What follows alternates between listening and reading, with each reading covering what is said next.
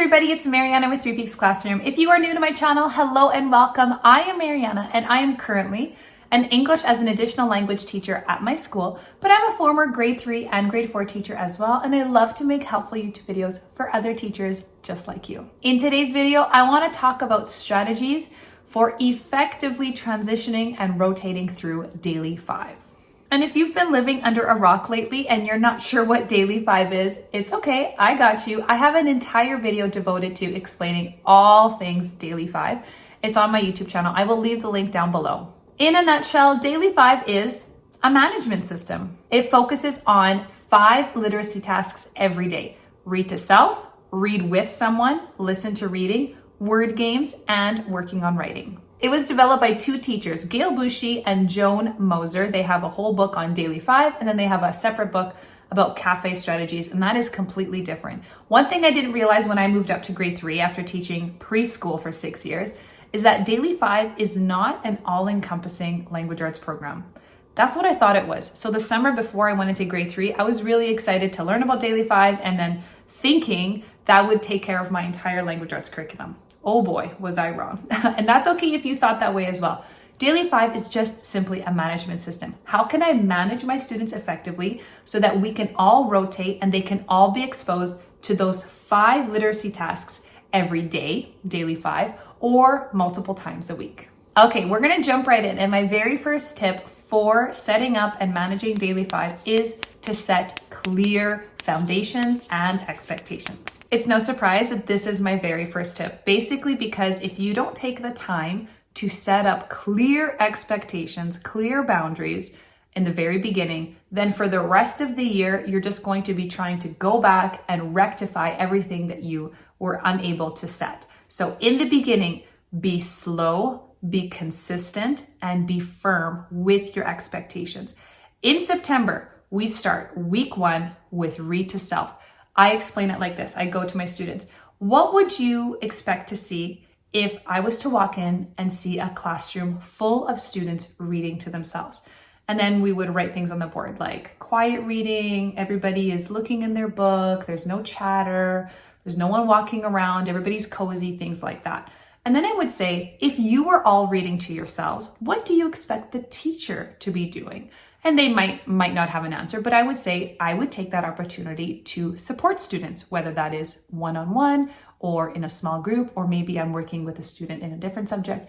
But my job is to support students and their job is to be reading to themselves. Once we've talked about the clear expectations of what I would see when a class full of students are reading to themselves, then I would make sure that students actually have a book that they're able to read and that they are interested in reading. And this is from my reader's notebook. We talk about what is a good fit book for you. It's not too hard. It's not too easy. It's a good book. It's challenging enough, but it's also something that you're interested in reading. I want you to be able to pick up your book and be excited about where you left off. And I understand reading is not for everybody, especially elementary age kids. It's difficult to get them excited to read. So having a variety of books is key there as well, but also making sure that they have a good fit. So within the first week of September, I give my students time to peruse my library and find 1, 2, maybe 3 books that they are genuinely curious and interested in reading, and they keep it in a Ziploc bag in their desk. So then we work on building our stamina. I kid you not, there have been years where I've introduced stamina, what that looks like. We're always reading, concentrating, we're not looking up if there's a sound, yada, yada. And the very first time that we've practiced stamina, the students maybe managed 6 seconds before somebody looked up or whatever. And sure, maybe it's because they wanted to throw the whole lesson off. But we keep it on our board and we write stamina 6 seconds. And then the next time we try and beat that time. And so we're working our way up. And once students have hit that 5-minute mark, that's when I feel comfortable introducing a second station. So they've been able to read to themselves for 5 minutes. Now I'm going to introduce the next station. And for me, that's a word game. Why? Because it's really simple and effective. So I'll introduce a word game. I'll show them how to play. Again, we'll go over expectations. What would I like to see? I'm being very firm, very consistent, very fair. I say, well, you're handling the materials carefully. You're cleaning up the station after your round is done, making sure that it's presentable for the next group to come in. You're not being too noisy. You're not distracting the students who are in the other station who are reading to themselves. etc. And again, what's the teacher doing? Working with students, right? So we're setting those clear boundaries and expectations before we introduce every single station. Now, I usually take about 1 week practicing one station and then introducing a second one. Then we practice those 2 stations for another week. And then we introduce a third one and we do those 3 stations for a week, etc. So it takes us 5 weeks after I've started implementing Daily 5 weeks before we are actually doing the full-blown 5 stations in Daily 5, which means if all goes to plan, then by mid-October, you can expect to walk into my classroom and see us all rotating through the 5 stations. All right, tip number 2 for making sure that you have Daily 5 success is to make sure that you have organized your materials strategically. And what do I mean by that? I mean that make sure that every station before you start your Daily 5, every station has the materials ready to go. This includes the books that they will need or the writing tools, the worksheets, their headphones, the word game, whatever. Make sure everything is ready to go so that when you start your Daily 5 rotations, students are not wasting their time searching for this, grabbing this, making sure that they can find all the pieces to the word game, etc. This also means that students know exactly where to go and what to do when they arrive at that station. Before we even begin our Daily 5 rotation, I go up to my smartboard and I have 5 slides. I'm gonna go over it a little bit later in this video, but I have 5 slides and each slide shows the current station. So if I have the red group has like 5 kids in it. They are all at Read to Self. I always have Read to Self at the very top because that's the first station that we learned.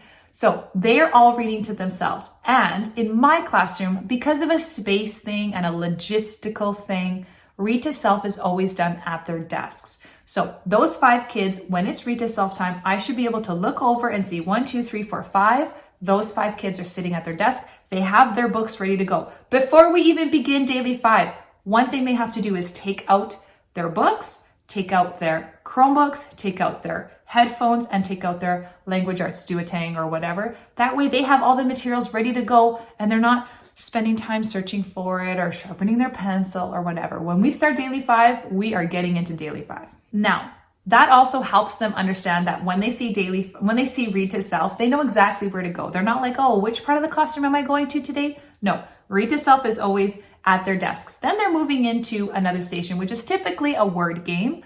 And so the word game in my former classroom, I had 3 corners that were available to me. And so one corner was the big carpet, another corner was my focused table, so where I do my small guided reading stuff. And then the other corner had a smaller green carpet with a really small little table that the students could kneel around. And so they knew after Read to Self at their desk, then they could move to this section, and this section always had the game. And again, it was just a strategic thing. It's logistical. It makes sense. They're moving that way in the classroom. I tried to mimic as much as I could a circular motion if possible. I know not every classroom is set up that way, but in my classroom, when I designed it, when I placed all my furniture, that's what I was thinking about. How can I have spaces, pockets in my classroom where students can gather, whether that's 1, 2, 3, 4 students or whatever, where they can gather and they can work on something. Because for me, it's really important to get up and moving out of our desks.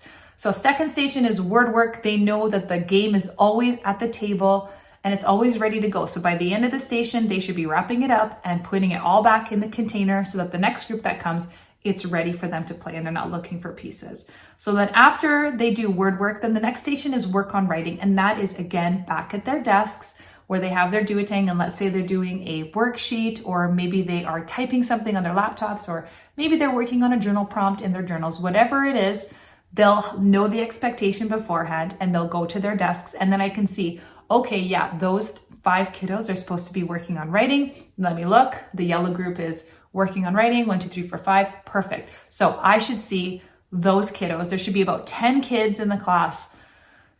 I mean, give or take some because of our class sizes. There should be 10 kids in the classroom sitting at their desks while everybody else is rotating through the different areas of the classroom. So the next station is listening to reading. For me in my classroom, I allow my students to take their Chromebooks, take their headphones, and go anywhere they want in the classroom as long as they are not disrupting anybody else's learning. And if they are, then I ask them to kindly go back to their desk, and then they need to listen to reading at their desk. And then the last area of my classroom is a large green carpet. And that's where students do read with somebody. It's strategic as well because it's the furthest part in my classroom. It's away from everybody else.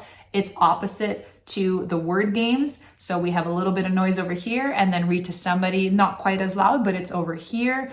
And then I have myself situated here working at a small group. So I feel like the flow of that works really well. I sit myself in the corner and I'm able to observe everybody as well as we're going through daily 5 stations.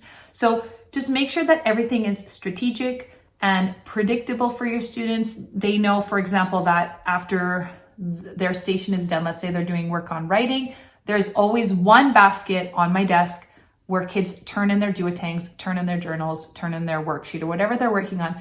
Even if I'm not marking it, they know they need to hand it in because I might mark it.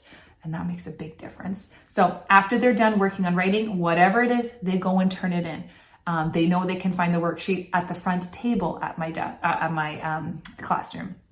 The games are already laid out and the books are already available. Like, it has to be strategic and predictable for them every single time.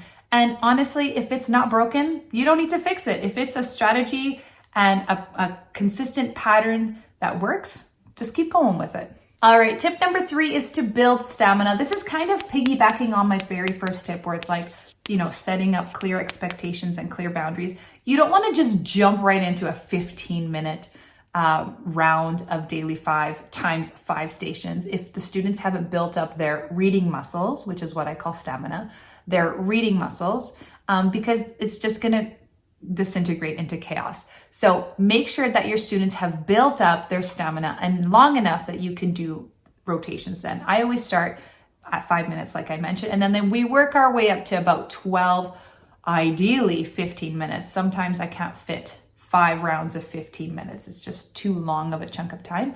12 minutes is the sweet spot because if you think about it logistically, it takes them a minute to get started and then maybe a minute to kind of like tidy up. But that gives them 10 minutes of focused time in their station, which I think is the sweet spot. All right, my 4th tip is to enlist the help of a student to manage your timer and your rotations. Now, however that looks like in your classroom, I've seen rotations done where teachers have put it on the whiteboard. So they have like a piece of paper with kids' names on it and it's on the whiteboard, and then a student goes and physically manipulates the names, the groups, and then they have a big white clock, white countdown timer with the red color, and they physically manipulate that. The way I do it in my classroom, and I showed it in my daily 5 video, is that I have one student and on my smartboard I have a split screen.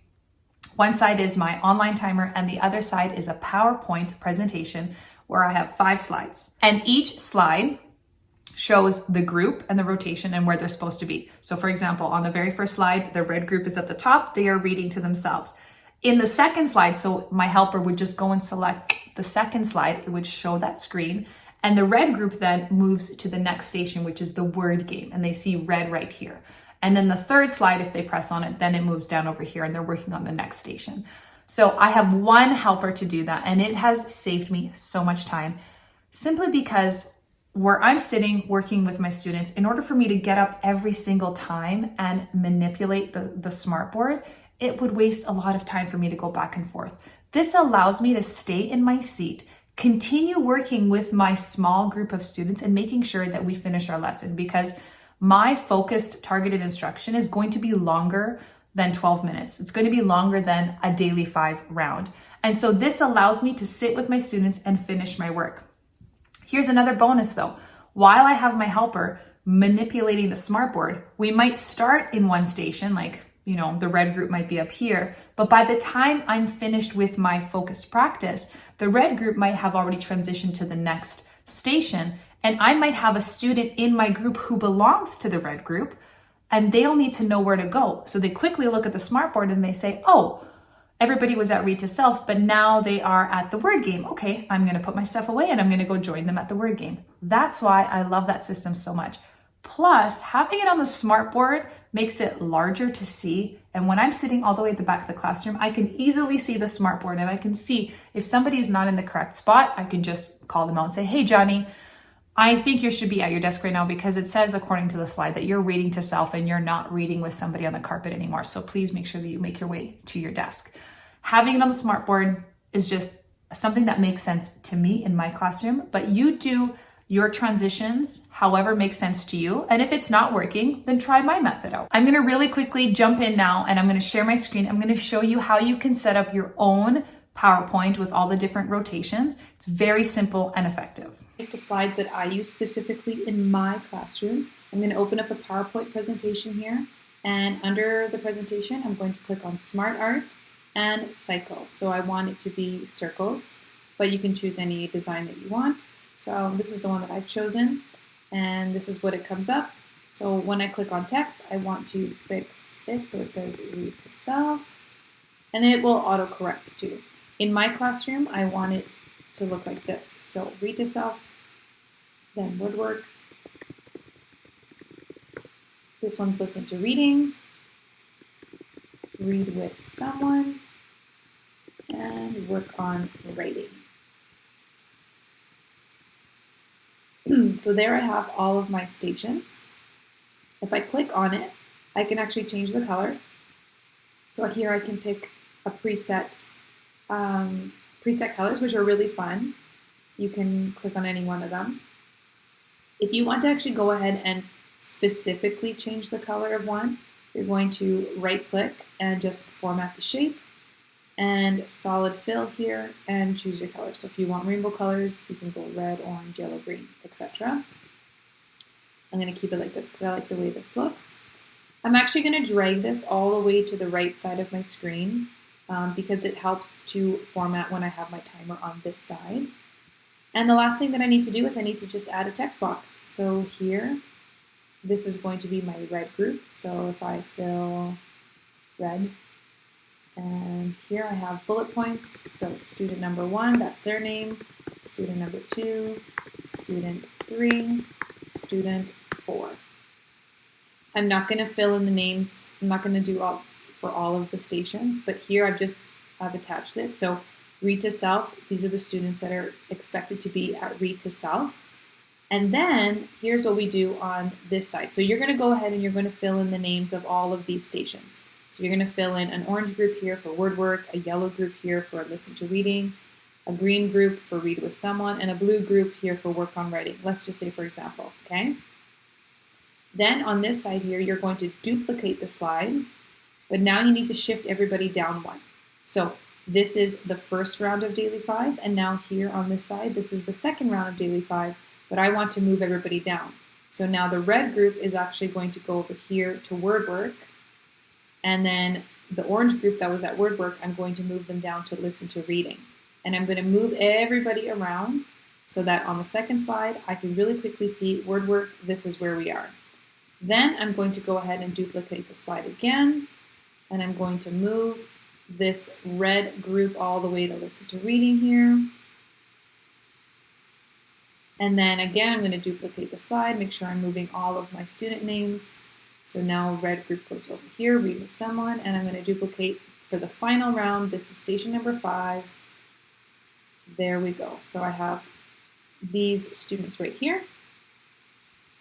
I'm just going to Google search visual timer. I like to use the clock countdown timer. That's just my favorite because I like to see the clock counting down. So here it is. So let's say I'm setting the station for 10 minutes.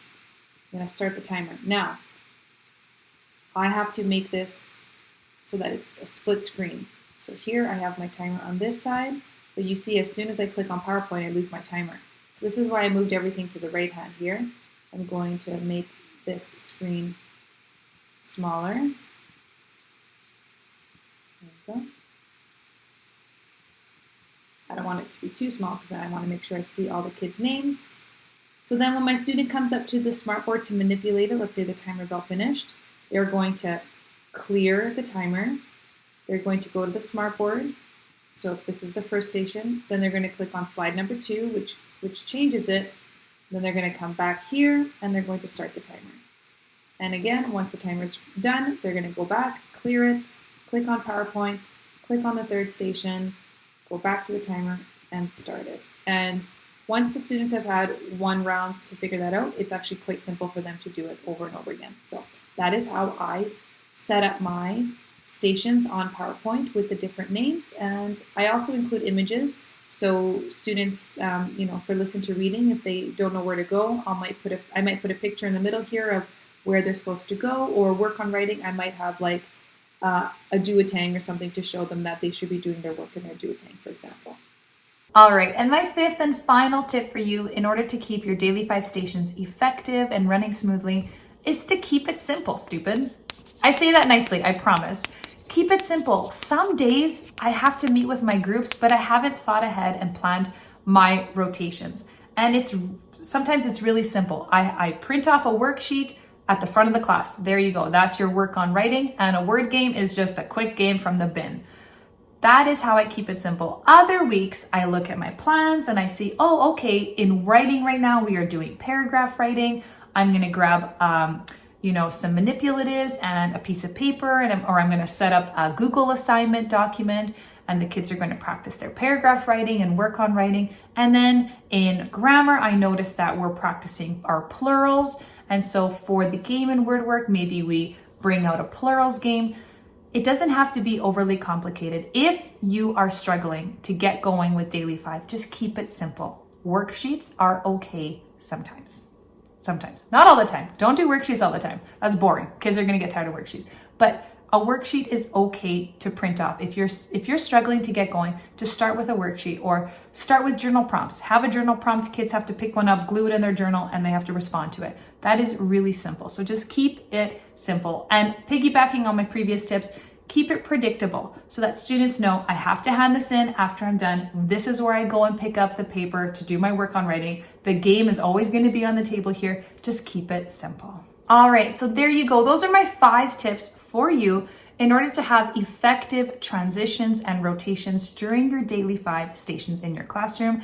I do see the question a lot, how often do you do Daily 5? If you download my free ELA schedule at 3peaksclassroom.com/ELA schedule, you'll see that I do Daily 5 3 times a week. So Mondays, we introduce a concept. Tuesdays, we introduce a different concept. And then we practice both of those concepts in Daily 5, Wednesdays, Thursdays, and Fridays. So you can go ahead and download that free schedule for your classrooms in case you're curious. I will also adjust. So if I feel like we really need more targeted practice, then I will cancel one round of Daily 5. But honestly, I love Daily 5. I love stations, and I love kids rotating through the stations, and I love having the time to meet with small targeted groups. So I don't like giving up my Daily 5 time. I just don't. That's just something that I like to do in my classroom. So if you found this video helpful, please feel free to share with other educators so that they can watch as well. If you also have any questions or comments, leave them down below. I'll be happy to help. Check out the description of this video for any helpful links to anything that you might have seen in today's video. I hope you guys are having a great day. I will catch you in the next episode. Bye.